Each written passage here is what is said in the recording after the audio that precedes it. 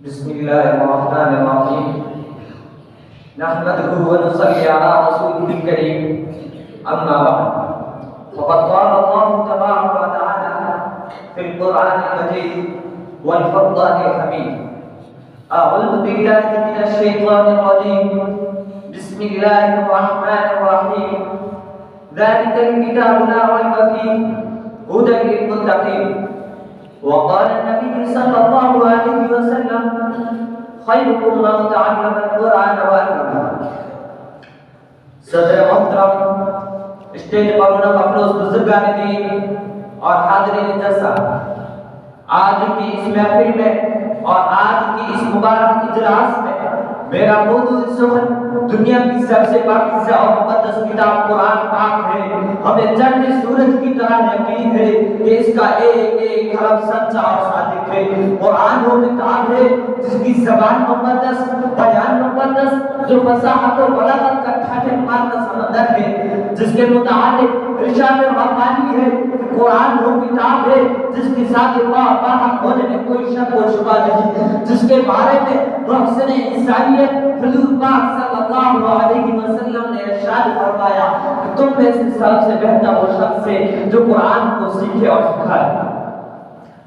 نوجوان دوستوں، قرآن پاک رب جلال کی طرف سے عطا کرتا ہوا حسین تحفہ ہے جس نے 23 برس کی قلیل مدت میں وہ انقلاب برپا کر دیا جس سے بڑے فصحا، علماء اور شعراء و شد رہ گئے، جس کی آیتوں کو سن کر پتھر دلوام ہو گئے. دوستوں، یہی وہ قرآن ہے جو رات کی دنیا تک کے انسانوں کے لیے سراپا و ہدایت و رحمت ہے. یہی وہ قرآن ہے جس نے رسولوں کی رسالت کا اعزاز بخشا. یہی وہ قرآن ہے جس نے پسندیدہ قلوب کو تازگی بخشا. یہی وہ قرآن ہے جس کی برکت سے جنہ کو شیاطین کا آسمانوں پر جگہ ہوا. یہی وہ قرآن ہے جس کی برکت سے عزت و رفعت کے شامیانے گر گئے. یہی وہ قرآن ہے جس کی بدولت بابو حقیقی کی رضا نصیب ہوتی ہے. یہی وہ قرآن ہے جو سچائی اور امانت داری کا درس دیتا ہے. یہی وہ قرآن ہے جس کی بدولت عمر فاروق رضی اللہ تعالیٰ عنہ کو ایمان نصیب ہوا.